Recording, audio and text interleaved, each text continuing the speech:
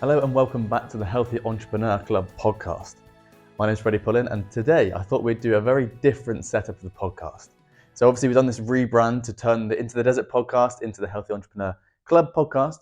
And what I thought I'd do is, after we've spoken about the niche and the rebrand last episode, I wanted to really talk about our journey. I want you to understand a bit more about myself and my co-founder and partner Antonia, just so you have a bit of an understanding of where we're coming from, where our expertise are, and actually how what we talk about now affected us in the past and why we're so passionate about solving it for other entrepreneurs in the future.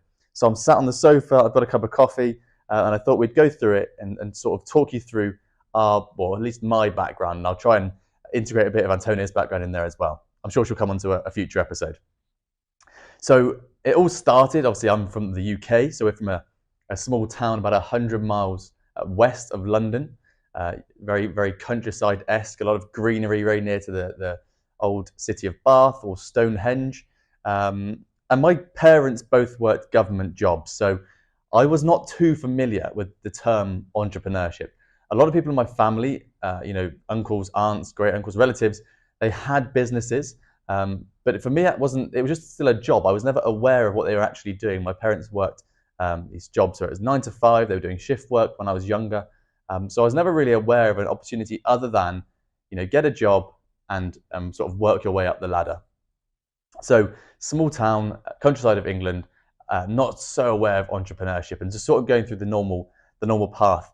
But in my early teenage years, I think I've aged 13, I really wanted a new mountain bike. I'd seen this mountain bike in a shop in the town that I lived in, the only bike shop, and I really wanted it. So I asked my dad, how can I save up for it? It was not the kind of thing you get for a present. I had to save up and I had to do jobs.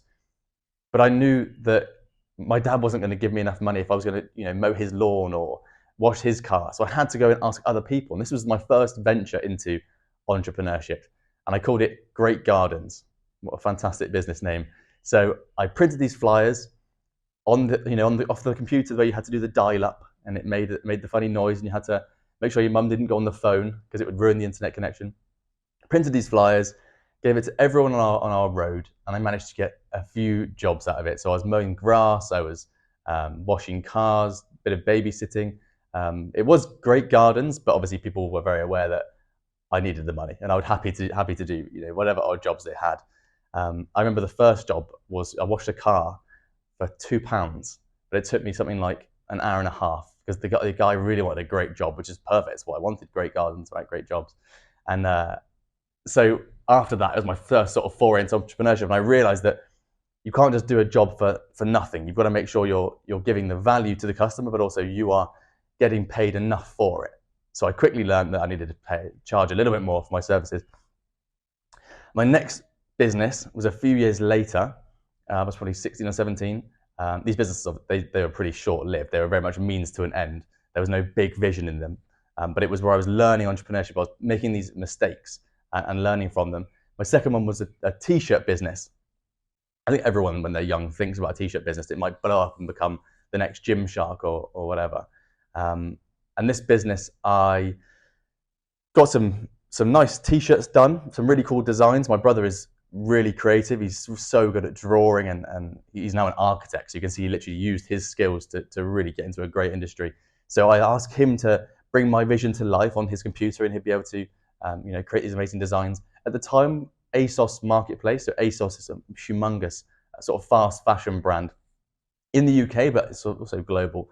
And they had a place called Marketplace, so you could literally upload your products like Etsy today, or Shopify, I guess. But they had your clients there because people were looking for this fashion. And I managed to make, sell a decent amount of t-shirts there, probably 50 t-shirts in a few months. And then I made my mistake. There's always a mistake that I can learn from. And the mistake here was I was talked into providing t-shirts for an event. It was a big rugby event. It was on TV. It was sponsored. It was a cool event. And they'd had a lot of success the years before. But what was happening is that this event was being over-egged, I guess, over-inflated. And so the year that I went, I was told to print a certain amount of t-shirts, which I did, and there was no demand. The demand was so low.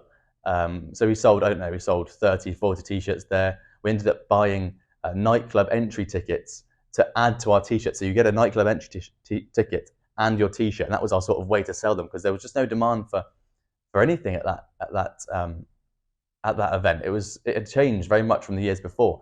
So that was my second sort of mistake or learning point in business early on, was don't let someone else do your market research. Don't let someone else tell you where the demand's going to be and sort of hype up something that you haven't been privy to. So that business was during the end of my school time, I guess. So I was 16, 17, I would have thought. And at 18, I finished my A-levels. So in the UK, you do your school up to 16, you do 2 years of A-levels, and then you're free to go and get a job. And at that time, I was really unsure if I should get a job or go to university. Starting a business still wasn't on the cards for me. Even though I had those 2 4As, I didn't think of it as like a thing that I could do. It wasn't something that my parents or my friends had done or I could see them doing. So it literally wasn't in my mind. So in that time, I decided I wasn't going to go straight to university. I'd got into university and I decided that I was going to defer for a year. I thought, there's more to this. There's more to learn here. I'm not sure what it is, but I'm going to just think about it. I'm going to do some things. And so in my sort of gap year, it wasn't a normal gap year where you would travel. I worked. I got a full-time job. I worked up until Christmas. So you finished in June, July. And I worked full-time straight away up until Christmas. And I absolutely hated it. I just thought, this is the worst thing I'd possibly be doing. There must be a different way. Obviously, I had low-level qualifications. So, there was only a few jobs you could take. So at Christmas, I decided that I was going to quit this job and I was going to take some experiences, get some certificates. I was really obsessed with certificates at the time. I think, again, that was to do with sort of the employment phase. Finishing school, I was like, where's the next piece of, certificate or paper that says that I'm good kind of come from? I still didn't think of money as my sort of reward. And so I was obsessed with certificates. So I did things like project management qualifications. I tried to look at investment qualifications. I did my motorbike license. I started my free fall skydive license. So many little things, if I went back and had a look, so many little licenses and certificates that I was trying to add to myself to make myself worth more. And after a couple of months, I decided, actually, what I need to do is I need to get my job again. I went back to the same place that I hated. I need to go to university and I need to up my qualification level. So at that time, you can see what's happening. I'd gone into entrepreneurship, made a couple of mistakes. I wasn't sure where I should go. And I thought the best thing to do was just create that value behind me. And I thought, I need someone to teach me. I need to find a mentor. And university at the time was the mentor that I thought I should do or take or listen to. So I went to university. I was 19. I went to University of Winchester. I went to the business school and I studied business management. And it was good, actually. It was really nice. I also managed to study abroad in France and travel between the years. So we managed to get to a lot of countries. I studied a master's degree program for 1 semester in my second year. But I remember my favorite module at university was in my second year, and it was called entrepreneurship, which is funny because it was an employee teaching entrepreneurship, but I always thought it was a bit strange. But I sat next to a guy, and he was a great guy, right? He was my age, but he had the entrepreneurial spirit. He was a true entrepreneur. And we had this American professor, and she had a property empire, is what she told us. And she really wanted everyone to realize that she was very good and that everyone here, maybe would never make what she made. So she'd like to pick on people. And this guy who sat next to me, I knew that he'd started a business in his gap year. I didn't know how successful it was. I just knew he'd started a business. And one day, this professor said to him, I think he answered back, or I don't know, he was arguing a point. There wasn't anything wrong, just she didn't like it. And he said to her, or she said to him, something along the lines of, you may never pay this degree back. Because degrees in England at the time, £9,000 a year plus your loans, it's so expensive. And the return on investment's no longer there. So it is a really difficult decision to make for an 18-year-old at least. And my friend said, I've already paid it off. I paid this degree in cash up front. His business, unbeknownst to all of us, was already generating a massive amount of money. The university for him was something to keep him busy. He went on to, after university, a brilliant grad scheme because he was like, my business is, I set it up in my gap year and it's running on its own. I don't need to work, but I can't just sit around and do nothing. He has other businesses now, and he wanted that education, and I guess he sought the corporate offering as a good education tool. So that entrepreneurship topic for me and learning from him was so interesting. I learned a lot there, not just from the text and things going on, but actually the people around me that were starting businesses and were making money. To me, started to sort of open up that sort of avenue where entrepreneurship could come from and be successful. So when we'd travel in the summer and we'd save up and we'd go traveling on Interrail or train around Europe, or as cheaply as we can around Asia and Japan and South Korea, I started to read the books of people who had gone before and really trying to understand what entrepreneurship was and where people could find these niches and exploit them and what you needed to be to become an entrepreneur. But I was very careful with these books. I wouldn't read the ones where I didn't believe the person had had a difficult time or solved an amazing problem. I just wanted to listen to the ones that I thought were relatable. There's the ones by Daniel Priestley are incredibly impressive, or Tim Ferriss. I really like those ones where they simplify it down. Alex Hormozi's book now, they simplify things, because the billionaires that we used to see, Jeff Bezos, Bill Gates, these guys, they didn't tell us, they didn't document what was happening. So now to read these guys on their journeys up and understand what's going on there, that for me, Alex Hormozi is too modern now, but those guys at the time was really starting to get the juices flowing in entrepreneurship. So after my bachelor's degree, I went straight into a master's degree. My thinking there was, everyone's got a bachelor's degree now. I said earlier, the return on investment of degrees is so low. I was like, I need to be the next step up. And I knew that a master's degree was going to be incredibly difficult. I think I'm the first person in my family, second person in my family to go to uni, first to get a master's, I believe. Could be wrong. I get a cousin now saying you're wrong. And I just thought I needed to be a step ahead. But I knew that to do a master's degree, I was going to have to fund it. You can get loans for undergrads, which I could help pay off. Master's degree, I didn't want to get a loan. I needed to pay it off. So I took a job. I took my first corporate job, and they were super supportive.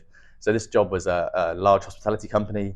They had over 200 sites, thousands of staff, and I was there as a performance analyst. So we'd look at how each site was working, how they could improve their sales, improve their lead gen, improve their retention and conversion, and then maybe help with the supply chain a bit. And they helped me have the time off to run my full-time job against my full-time master's. So in a master's degree, obviously, many people will know you drop your hours down.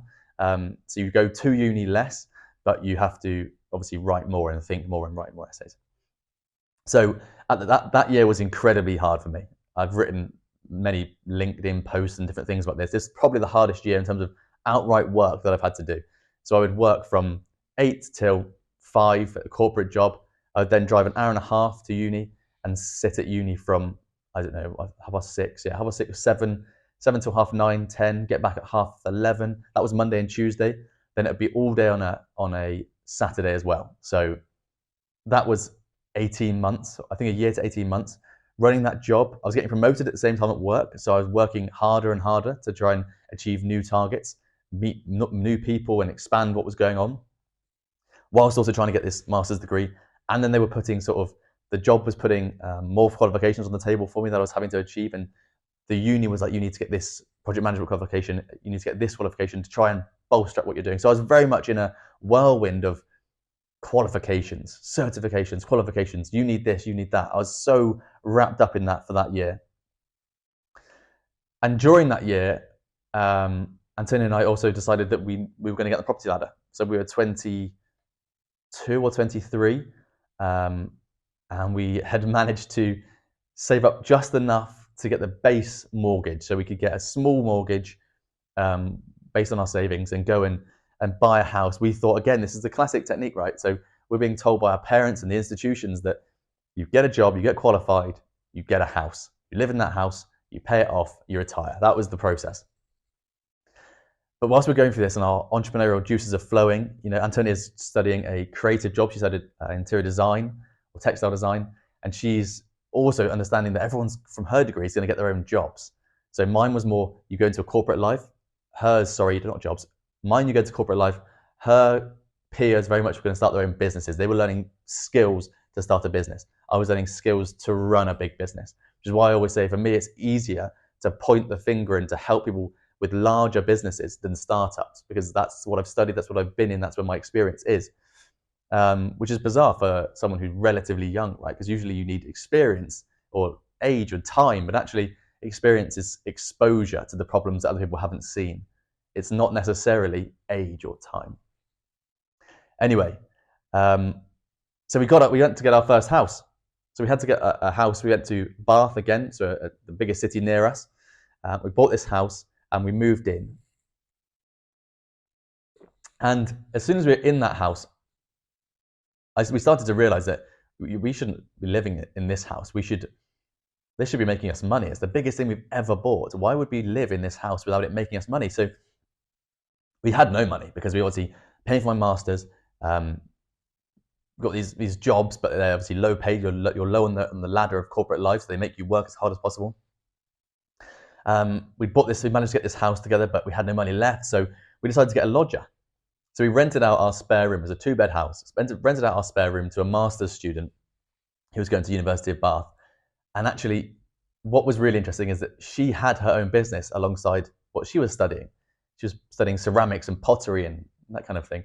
And she had a business alongside it, and so did her boyfriend.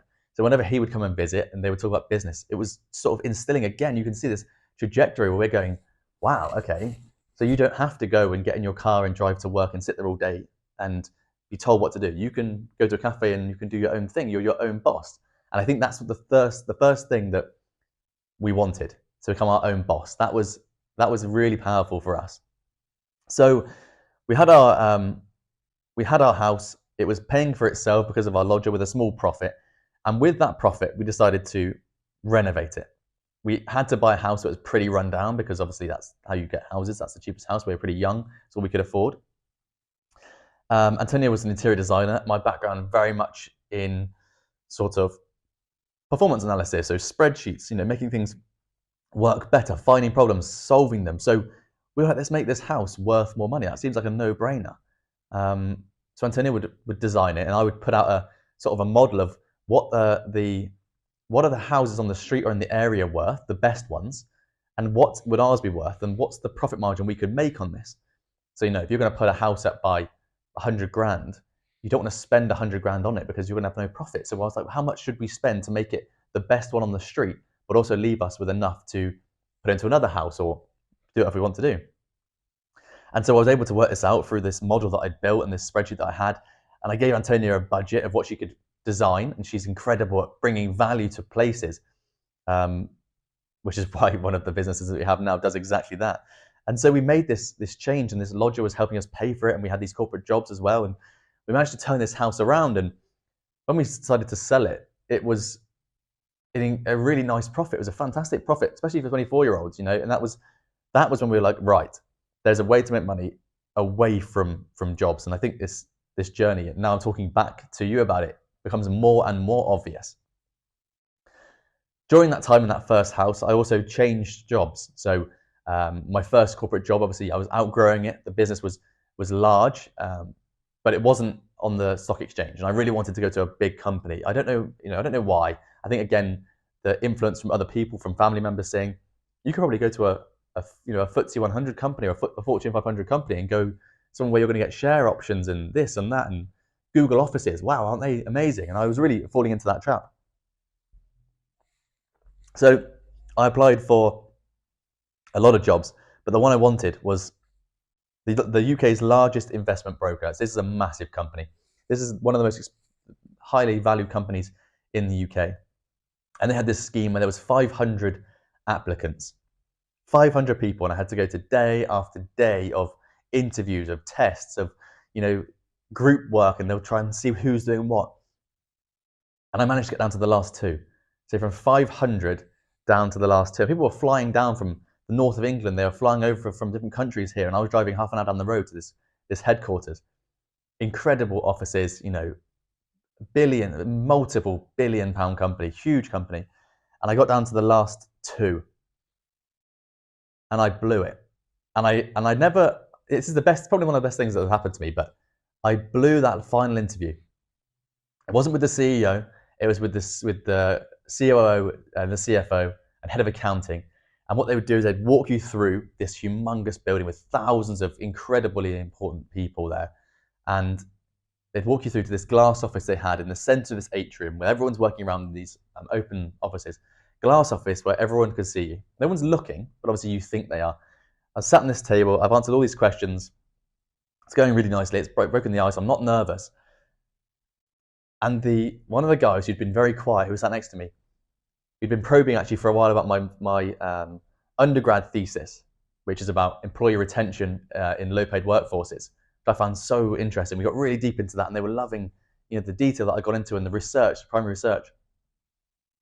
And then he asked about my master's thesis, and I had an absolute mind blank. I could tell him about my master's, everything that I'd done through it, but he wanted to know the master's title, thesis, and some of the points from the conclusion. And I had an absolute mind blank. And actually, the master's thesis now is so I know exactly what it is. I could talk to you for days about what I talked about. It was it's effectively about what the impact of the gig economy is on the gross revenue of the hospitality industry. So you can see where my corporate job was coming into it. I was seeing that the Airbnb, Uber, Just Eat, they were having a massive effect on our sales, but I couldn't remember it. And so as I was walking out, I almost knew, and I had that email a few days later with the review or the feedback, and it was so positive. And they were saying, we'd love to have you at some point, but compared to the other guy, he obviously nailed the interview better than me, and he took it. So that was a really good learning for me, and I was so proud that I got that far. But it was probably one of the best things that happened, because I took my second choice of a job. And the experience that I got there in such a short amount of time at such a young age has set me up for my entrepreneurial journey massively. I went to a company which is the largest affiliate marketing and digital publishing company in the world. It's multiple billions as well. But I was able to go in at a slightly better, more understanding level, I guess. For me, they were able to give me more than I would have had at this other place. And the way that I got into that is an amazing story, and I think I would love to do another podcast episode about this. But they asked me for a covering letter, which I don't like covering letters. I don't think, now when I'm talking to people, I don't think it's something that you should ask for. Their covering letter was, this is a FTSE 100 company, FTSE 50 company, huge company. They asked me why this was my dream job. Why this job was my dream job. And, I was going into product development. And I just thought, it is not. Who in school goes product development or, working for this kind of company is my absolute dream. So I wrote an essay about why I want to be an astronaut, why I thought astronauts had my dream job, but how I thought that the skills translated from what I wanted to be an astronaut to why I could implement them here. And obviously went down really well, and I got the job, and I sat down with the chief revenue officer and had an interview, and it went really well, and he was all over it because it was so different. Anyway, I got that job, and that was fantastic. So I was immediately immersed into running teams, running people, running projects, merger and acquisition, exits, working with tech stacks, affiliate marketing, people from all over the world. So we'd work with people in New Zealand and Australia in the morning, and we'd work through the time zones, and in the afternoon we'd be working with people in New York and LA. And through the day I could work from home. They could have everything you wanted. It was like how you would imagine working for Google. They had everything you could want. And it was a fantastic place. And I also got some incredible qualifications there.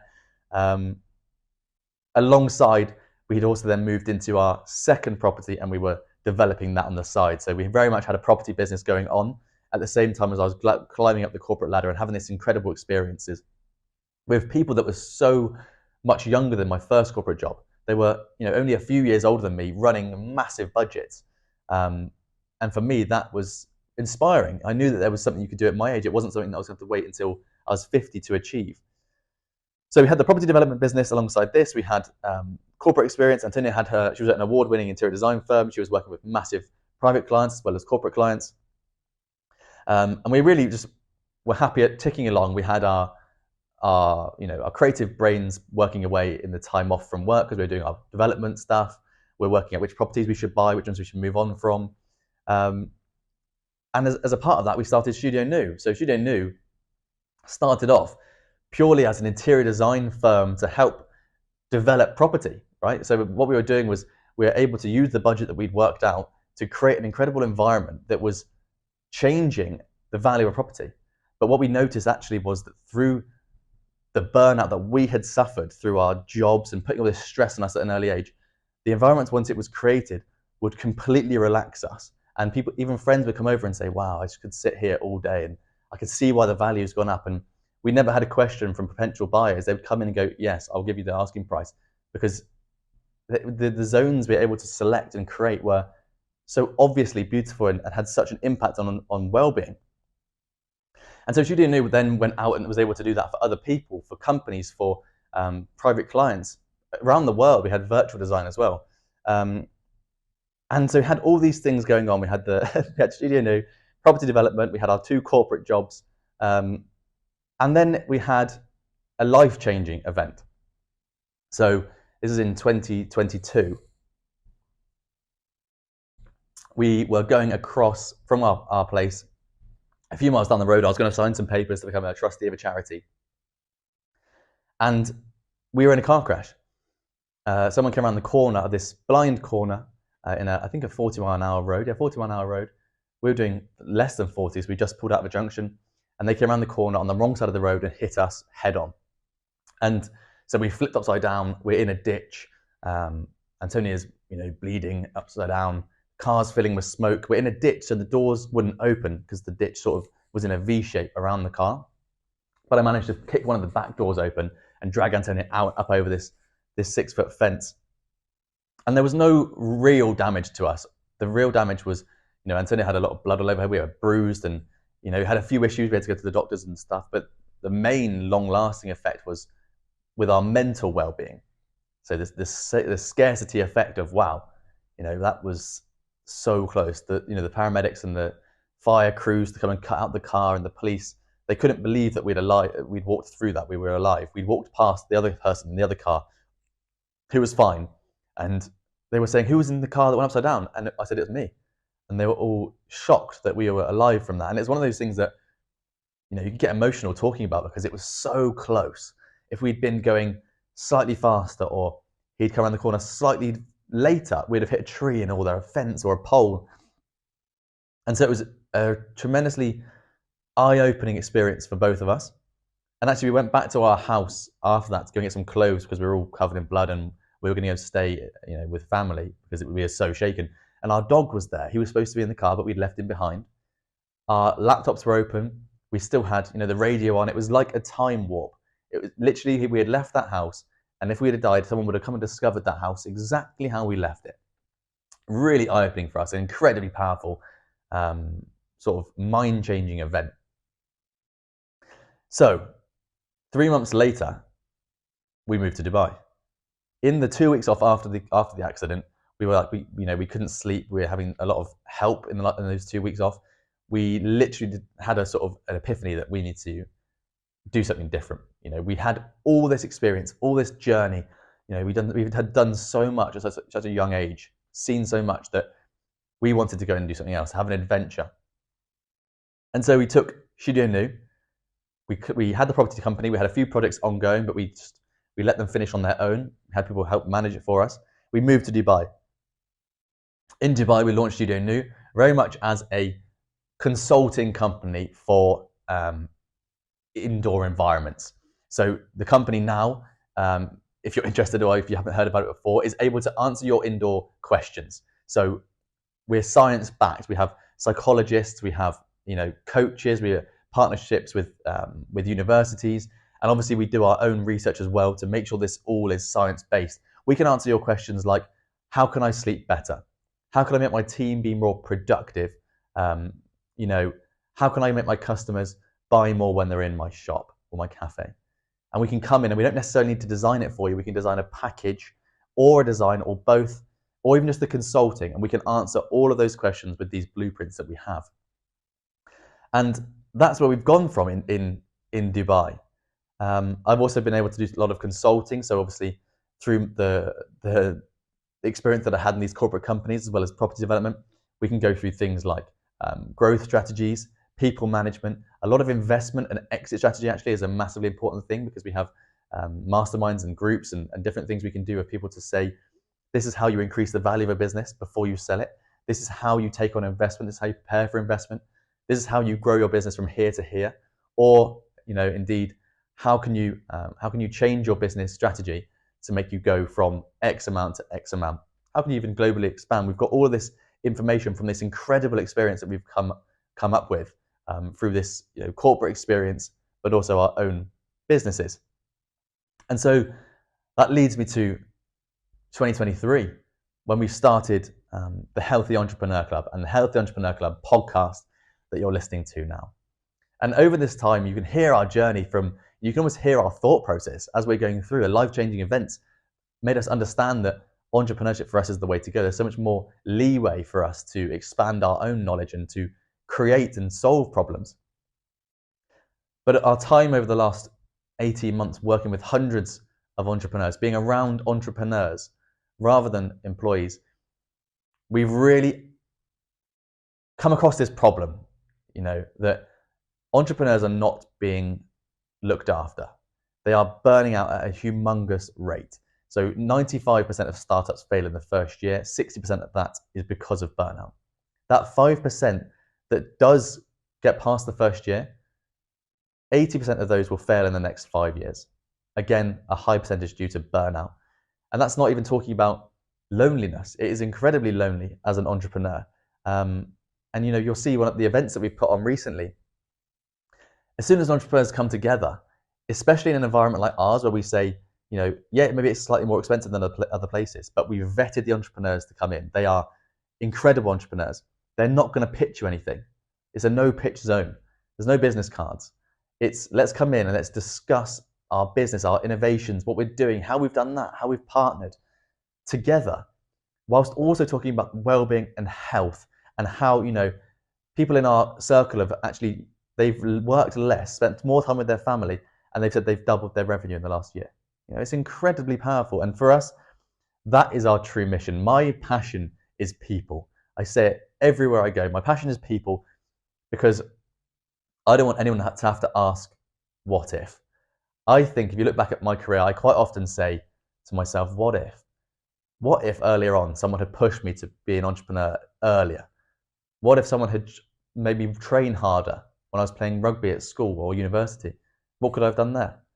What if I would have traveled to more countries and understood more cultures?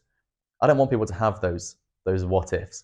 So we'll bring people together and we'll put these packages, these blueprints and these events in place so you can come together in a place that you are going to be inspired. You will see business growth and you will see health implications completely go away.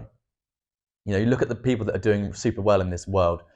Bill Gates has done an interview recently where he said he wished that he had looked after himself more when he was younger. And we see it every day when we look at what we're talking about with our clients and customers. I've even built out this graph, which is why I look to my left. For those of you who are listening, I'm looking around to see where my laptop is, because I built this graph out of how much money someone is making as a startup, then in an initial growth phase, in the growth phase, and in the exit phase. And obviously, as you change through, time, health, and money fluctuate between those phases. And in the two middle phases, where you've got initial success and growth before exit and after startup, your health is at your all-time low because you've got less time. Your health is obviously detrimental to that, and you've actually got lower money. Although your business is making more money, you've probably got less money because you're investing it.